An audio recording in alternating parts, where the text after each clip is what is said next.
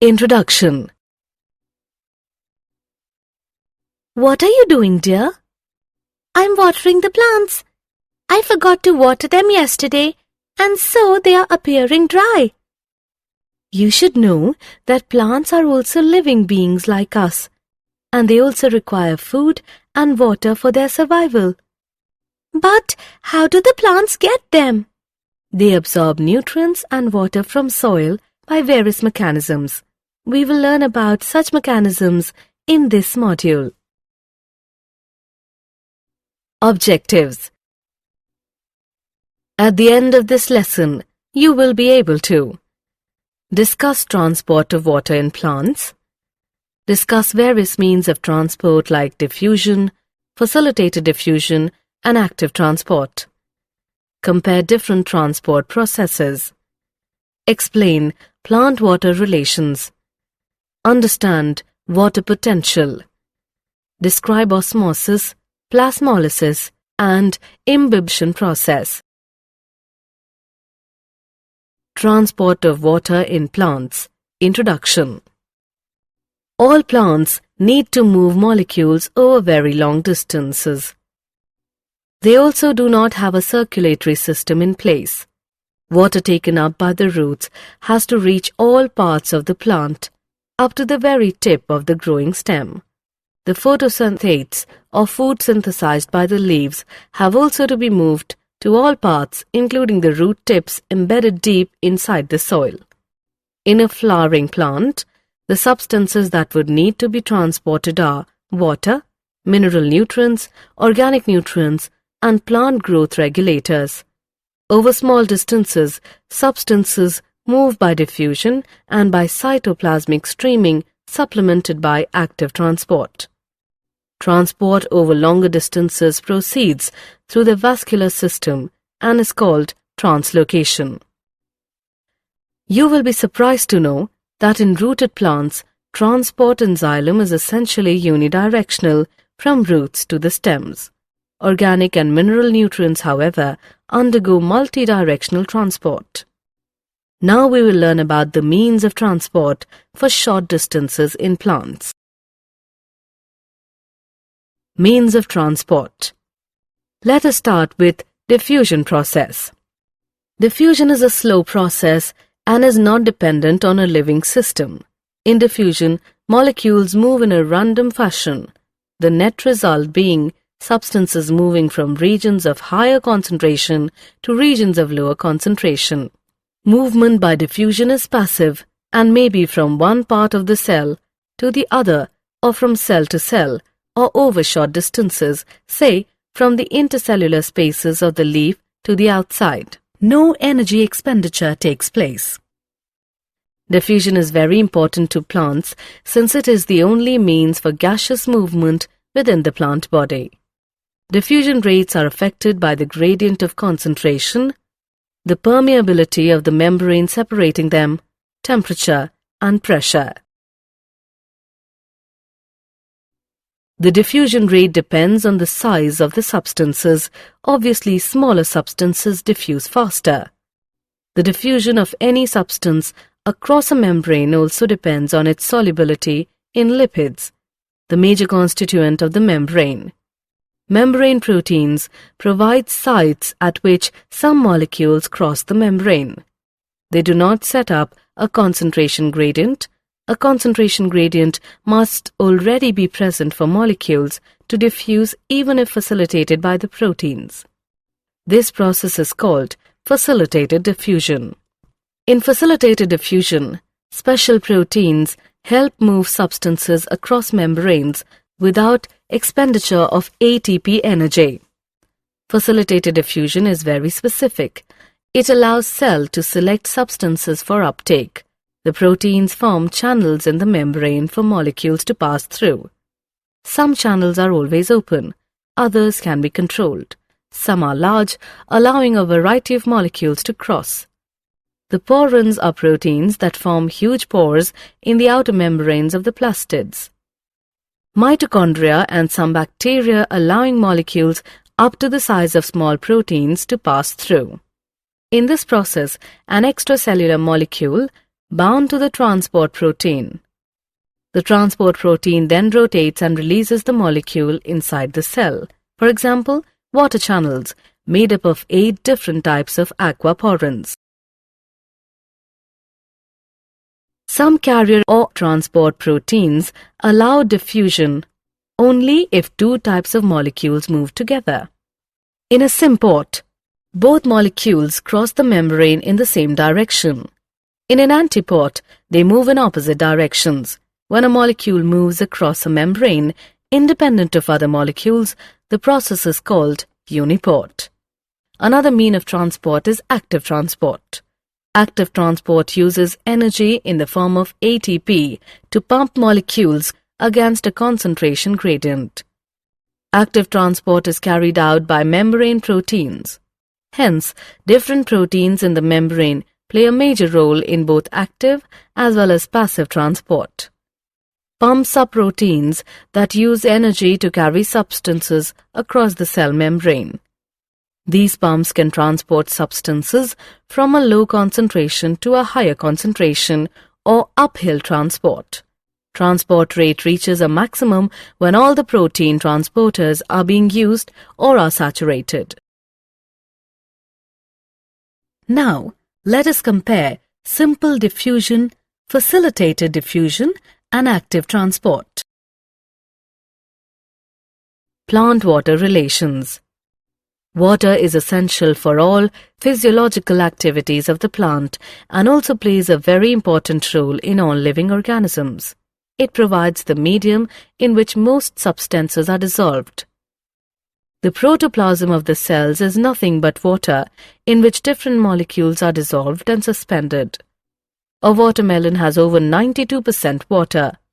Most herbaceous plants have only about 10 to 15% of its fresh weight as dry matter. Of course, distribution of water within a plant varies. Woody parts have relatively very little water, while soft parts mostly contain water. A seed may appear dry, but it still has water. Otherwise, it would not be alive and respiring. Terrestrial plants take up huge amount of water daily, but most of it is lost to the air through evaporation from the leaves, which is termed as transpiration. Do you know that a mature corn plant absorbs almost 3 liters of water in a day, while a mustard plant absorbs water equal to its own weight in about 5 hours? Because of this high demand of water, it is not surprising that water is often the limiting factor for plant growth and productivity in both agricultural and natural environments. Water potential. To comprehend water-plant relations, we should need to know certain standard terms.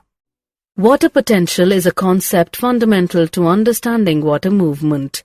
Solute potential and pressure potential are the 2 main components that determine water potential. Water molecules possesses kinetic energy. The greater the concentration of water in a system, the greater is its kinetic energy or water potential. Hence, it is obvious that pure water will have the greatest water potential. If 2 systems containing water are in contact, random movement of water molecules will result in net movement of water molecules from the system with higher energy to the one with lower energy. Thus, water will move from the system containing water at higher water potential to the one having low water potential. This process of movement of substances down a gradient of free energy is called diffusion. Water potential is denoted by the Greek symbol xi and is expressed in pressure units such as pascals. By convention, the water potential of pure water at standard temperatures, which is not under any pressure, is taken to be 0. All solutions have a lower water potential than pure water. The magnitude of this lowering due to dissolution of a solute is called solute potential. Solute potential is always negative. The more the solute molecules, the lower is the solute potential. For a solution at atmospheric pressure, water potential is equal to solute potential. If a pressure greater than atmospheric pressure is applied to pure water or a solution, then its water potential increases. Pressure can build up in a plant system when water enters a plant cell due to diffusion, causing a pressure build-up against the cell wall. It makes the cell turgid. This increases the pressure potential. Pressure potential is usually positive, though in plants, negative potential or tension in the water column in the xylem plays a major role in water transport up a stem. Pressure potential is denoted as P. Water potential of a cell is affected by both solute and pressure potential. The relationship between them is as follows. Osmosis. The plant cell is surrounded by a cell membrane and a cell wall. The cell wall is freely permeable to water and substances in solution, hence there is not a barrier to movement. In plant cells, the cell membrane and the membrane of the vacuole, the tonoplast together are important determinants of movement of molecules in or out of the cell. Now let us know about osmosis. Osmosis is the term used to refer specifically to the diffusion of water across a differentially or semi-permeable membrane. Osmosis occurs spontaneously in response to a driving force. The net direction and rate of osmosis depends on both the pressure gradient and concentration gradient. Water will move from its region of higher chemical potential or concentration to its region of low chemical potential until equilibrium is reached. We can better understand it with the help of an experiment. Take a thistle funnel filled with sucrose solution and then keep it inverted in a beaker containing water. The solution of sucrose in water taken in a funnel is separated from pure water in a beaker through a semi-permeable membrane, such as an egg membrane. Then what will happen? We will observe that water will diffuse across the membrane to raise the level of the solution in the funnel. This will continue till the equilibrium is reached. Now, we will apply some pressure to stop the water movement into the funnel. This pressure required to prevent water from diffusing is, in fact, the osmotic pressure, and this is the function of the solute concentration. More the solute concentration, greater will be the pressure required to prevent water from diffusing in. Numerically, osmotic pressure is equivalent to the osmotic potential, but the sign is opposite. Osmotic pressure is the positive pressure applied, while osmotic potential is negative. Plasmolysis. The behavior of the plant cells or tissues with regard to water movement depends on the surrounding solution. If the external solution balances the osmotic pressure of the cytoplasm, it is said to be isotonic. If the external solution is more dilute than the cytoplasm, it is hypotonic. And if the external solution is more concentrated, it is hypertonic. Cells swell in hypotonic solution and shrink in hypertonic ones. Plasmolysis occurs when water moves out of the cell and the cell membrane of a plant cell shrinks away from its cell wall.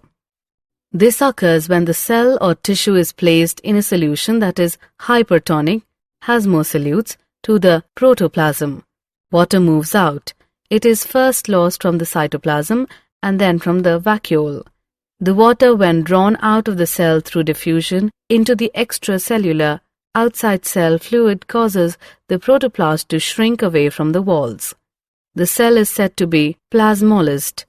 The movement of water occurred across the membrane, moving from an area of high water potential to an area of low water potential outside the cell. When the cell or tissue is placed in an isotonic solution, there is no net flow of water towards the inside or outside. If the external solution balances the osmotic pressure of the cytoplasm, it is said to be isotonic. When water flows into the cell and out of the cell and are in equilibrium, the cells are said to be flaccid. The process of plasmolysis is usually reversible. When the cells are placed in an hypotonic solution, which means higher water potential or dilute solution as compared to the cytoplasm, water diffuses into the cell causing the cytoplasm to build up a pressure against the wall that is called turgor pressure. The pressure exerted by the protoplasts due to entry of water against the rigid wall is called pressure potential. Because of the rigidity of the cell wall, the cell does not rupture. This turgor pressure is ultimately responsible for enlargement and extension growth of cells. Imbibition. Imbibition is a special type of diffusion when water is absorbed by solids, colloids, causing them to enormously increase in volume. The classical examples of imbibition are absorption of water by seeds and dry wood. Imbibition is also diffusion since water movement is along a concentration gradient. The seeds and other such materials have almost no water, hence they absorb water easily. Water potential gradient between the absorbent and the liquid imbibed is essential for imbibition. Summary. Let us summarize what we have learnt. Over small distances, substances move by diffusion and by cytoplasmic streaming supplemented by active transport. Transport over longer distances proceeds through the vascular system and is called translocation.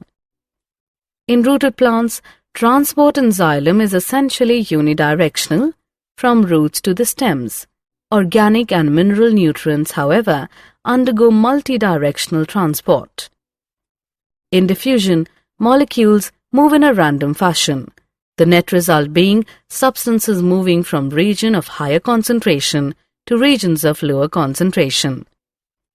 In facilitated diffusion, special proteins help move substances across membranes without expenditure of ATP energy. Active transport uses energy to pump molecules against a concentration gradient. It is carried out by membrane proteins. Water potential is denoted by the Greek symbol xi and is expressed in pressure units such as pascals. Water potential of a cell is affected by both solute and pressure potential. The relationship between them is as follows. The diffusion of water across a semi-permeable membrane is known as osmosis. The net direction and rate of osmosis depends on both the pressure gradient and concentration gradient. If the external solution balances the osmotic pressure of the cytoplasm, it is said to be isotonic. If the external solution is more dilute than the cytoplasm, it is hypotonic. And if the external solution is more concentrated, it is hypertonic. Cells swell in hypotonic solutions and shrink in hypertonic ones. Plasmolysis occurs when water moves out of the cell and the cell membrane of a plant cell shrinks away from its cell wall. Imbibition is a special type of diffusion when water is absorbed by solids, colloids, causing them to enormously increase in volume.